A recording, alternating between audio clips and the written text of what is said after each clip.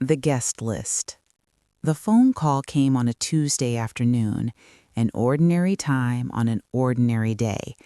I had known about the wedding ceremony, of course, the small, civil one she'd mentioned in passing months ago. Just paperwork, Mom. Don't worry about it. I didn't.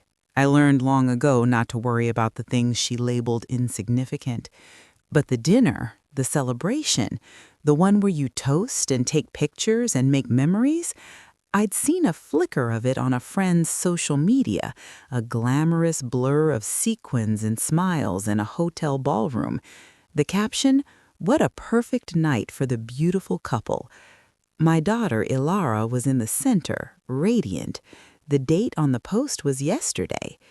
My hand was steady as I dialed. It rang twice. "Hi, Mom." Her voice was calm, clear, as if she'd been waiting. "The wedding dinner? It was yesterday?" I asked, my own voice strangely flat. "Yes," not a hint of hesitation. "It was lovely.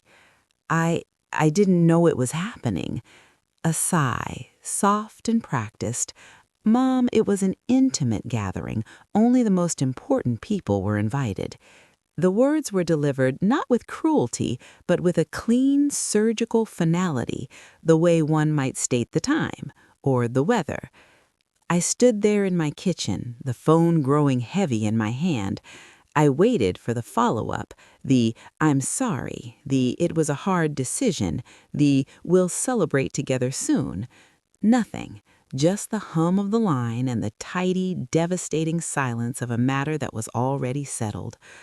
"Oh," I said, the smallest of syllables. "Okay. Is everything all right?" she asked, her tone lightly brushed with concern. "Yes, everything's fine." I hung up. I didn't cry. I didn't call a friend. I folded the laundry that was in the basket. I reheated soup. I was Lydia Crandwell, 63 years old, and I had spent a lifetime mastering the art of staying out of the way. I had raised my daughter to be strong, independent, to build a world that suited her. I mistook my retreat for support. I didn't see how easily space could become a vacancy. Later, I opened my calendar. In pencil, months old, was the note, "Ilara's wedding weekend." I took an eraser and wiped it away. The graphite dust was the only evidence anything had ever been there. A week passed. The silence from her was absolute. It wasn't angry or wounded. It was simply the silence of a chapter closed. I told myself this was modern family. This was her building her new life with Ian, her husband of 3 days and his impeccably connected family. The Hilsons, people who said summer as a verb and owned art, not just pictures. Then on Tuesday morning, my phone rang. "Mom." No hello, just a launch into mission. "I need your help. The final wedding balance is due today. It's $65,000. The venue is threatening to cancel some of the vendor contracts, and it'll be a huge scandal." The number hung in the air between us. $65,000 for a wedding I was not important enough to attend. "Why is this coming to me?" My voice sounded distant, even to me. "Because you can handle it," she said, as if stating a fundamental law of physics. "Ian's parents are tapped out after the initial deposits. It's temporary. I'll pay you back." Temporary, the word she'd used since college for rent shortfalls, for security deposits after breakups, for career course correction loans. My role was clear, the silent, solvent safety net. "You didn't invite me to the dinner," I said, the words leaving my mouth of their own accord. An exasperated breath hissed down the line. "Mom, this isn't the time to rehash that. This is now. This is practical. Are you going to help or not?" She wasn't asking. She was presenting the only logical next step in a sequence I'd authored by a lifetime of compliance. "Send me the details," I said, the old script taking over. The invoice arrived minutes later, a PDF, clinical and stark.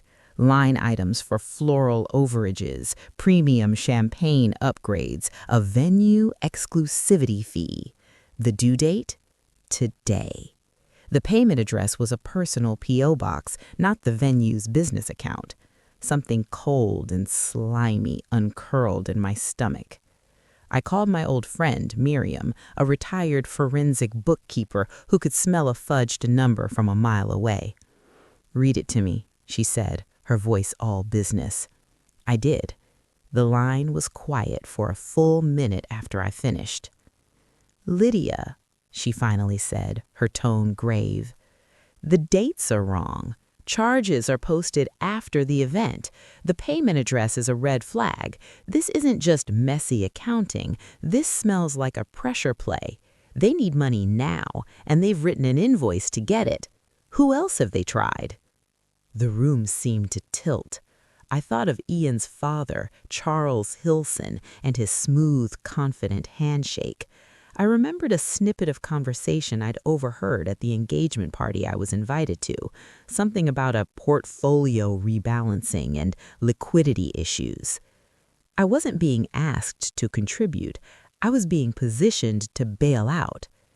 The next call came at noon. This time, two voices greeted me, Ilara's, tight with impatience, and another, cool, polished, imperious. "Lydia, this is Evelyn Hilson, Ian's mother. We're on a rather tight clock. Have you resolved the transfer?" "I have some questions about the invoice," I said, keeping my voice as neutral as hers. "Questions are a luxury time doesn't afford. Reputation is at stake, our family's, and by extension, Ilara's." "I understand reputation," I said. "I also understand that the Grand Venetian's payment portal is on their website, not a P.O. box in Springfield." A beat of dead air. Then Ilara, flustered, "Mom, why are you being like this? You're always the one who handles things." "I am handling it," I said. "I'm looking at it, and it doesn't look like a wedding bill. It looks like a cover." "That is a deeply offensive accusation," Evelyn spat, her polish cracking. "It's an observation." I took a slow breath. "Ilara, you told me only important people were at that dinner. I accepted that. Now you're telling me I'm the only important person who can write this check. The math doesn't work." "You're twisting things," Ilara cried, her voice fraying. "After everything we've built, you're going to let us be humiliated over some petty hurt?" The word petty landed like a slap. It clarified everything. "No," I said, my voice finally finding a core of steel I didn't know it possessed. "I'm not going to let you use me to avoid a humiliation you created for yourselves. I won't pay $65,000 for a seat at a table I was explicitly told I didn't deserve." "So that's it? You're punishing me?" The hurt in her voice was real now, but it was the hurt of a plan gone awry, not of a daughter missing her mother. "I'm declining," I said softly.